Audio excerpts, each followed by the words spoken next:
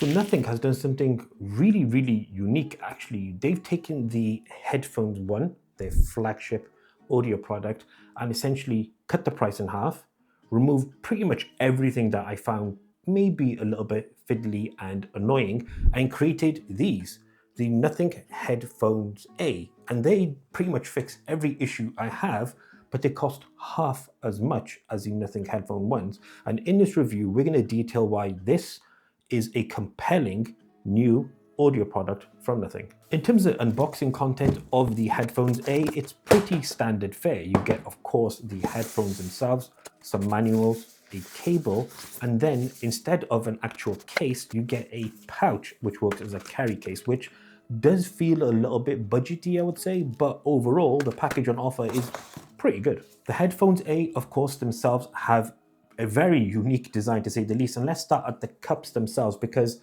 they're less, I don't know, controversial probably to say, but these are still in its pink color, especially pretty funky looking, and they look really, really good. The only compromise I'll say here is the move to plastic over what was a more premium metal material on the Headphones One, but there are some offsetting benefits, mainly in the form of the weight. They weigh just 310 grams, so they're pretty lightweight to just stick on your head and have them on for hours and hours, or not even notice it in particularly there. And they do feel really, really good and super comfortable on, because you do get the benefit of these cushioning pads here, and the inside does align well. You still get the pink color inside as well. Overall though, I would say the fit on the head of these and the comfort level is better than the Headphones One. Something to note on the design front of these Headphones A is they don't actually fold flat or fold in at any point. They will fold flat like this, but you can't rotate them inwards if you wanted them to make them more compact if you're popping them in your handbag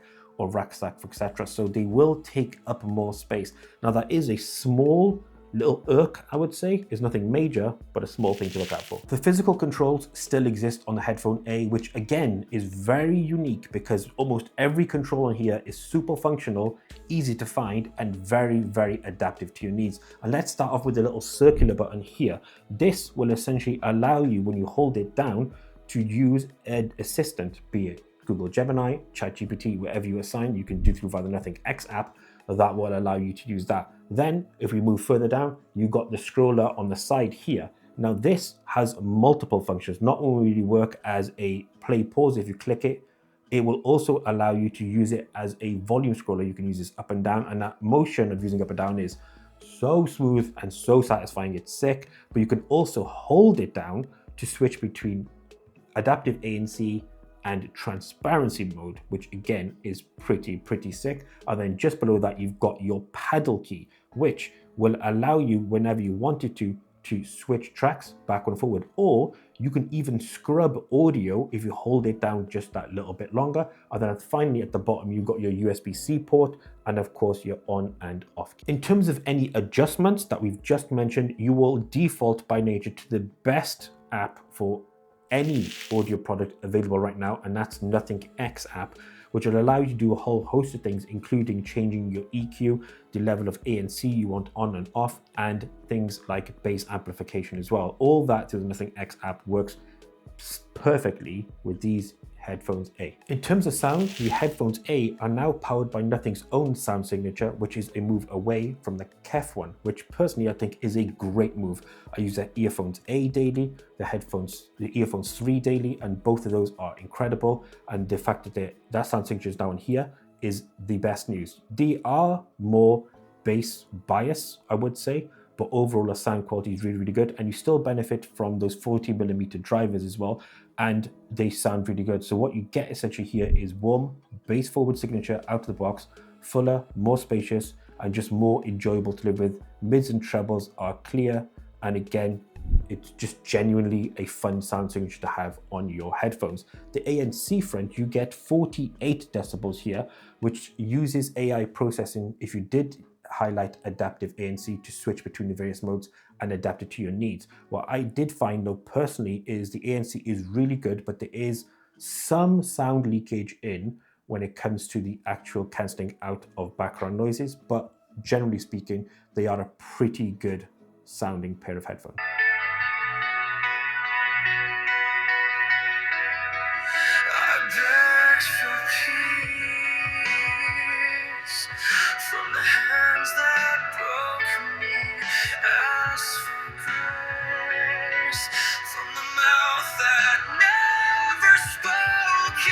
Numbers wise, battery life is wild. So you get 135 hours with ANC off, 75 hours with adaptive ANC on. So to put that into context, that is actually 35 hours is what you got on the Headphones 1, which is with ANC on. So this is double plus roughly what you get. We got something very, very similar. Using this to video edit, just generally around about the house and out and about, you get 3-4 days comfortably before you even thought about getting an alert to recharge, and they work really, really well. So if you're out on a commute, or you're just traveling or anywhere you're going, you don't really have to worry. But if you did need to recharge them, a 5-minute quick charge gives you 5 hours of playback, all for that 149 cost. So these are a pretty impressive pair of headphones. A few things to note though about the Headphones 8 that we want to mention that differ them from the Headphones 1. If you were to pop these on and you listen to music and you wanted to talk to somebody face to face but have these off, and you pop them off, the audio will still continue to play. There's no auto pause function. Also, back with these headphones on, if you're somebody who does a lot of spatial audio listening, they are fixed. They're not going to move with you, sound right to left, left to right. They won't move. They are literally fixed in place. Those are the only two real downsides beyond the obvious plastic build that I would say are worth noting. Overall though, the £149 cost for these headphones is insane value for money. You get really good sound quality, a very unique look.